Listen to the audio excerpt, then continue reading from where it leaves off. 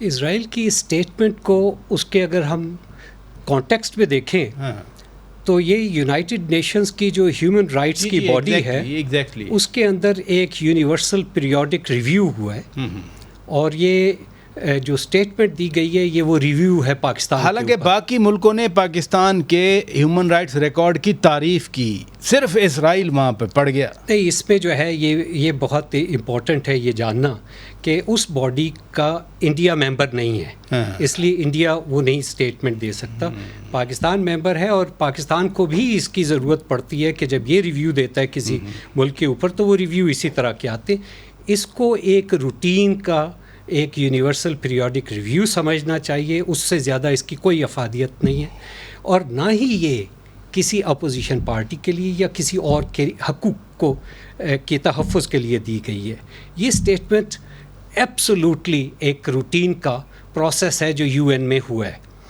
اس کو اس حوالے سے سمجھنا بہت ضروری ہے کیونکہ یہ وہ سبجیکٹ ہے جس پہ میں پڑھتا ہوں، اور ہم اسرائیل کی زائنسٹ جو باڈیز ہیں ان سے بھی ہم رابطے میں رہتے ہیں تاکہ ہمیں پتہ چلے وہ کیا کر رہے ہیں. اسرائیل نے کبھی بھی پاکستان کے خلاف کسی قسم کا سٹینڈ نہیں لیا، اور نہ وہ لیتی ہے.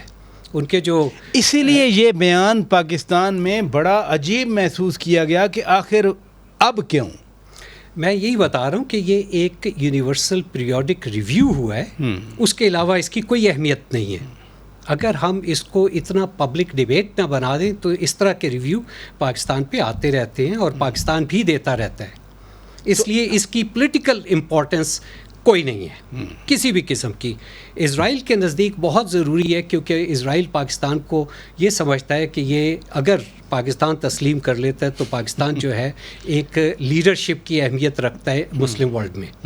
تو اس حوالے سے ہمیں اسرائیل کو انڈیا کے ساتھ اس کا جو ٹریڈ ہے اور آرمز ٹریڈ ہے، اسٹریٹجک پارٹنرشپ ہے، بلینز، اور ان سارے کانٹیکسٹ میں بھی ہمیں اس سے علیحدہ کر کے دیکھنا پڑے گا.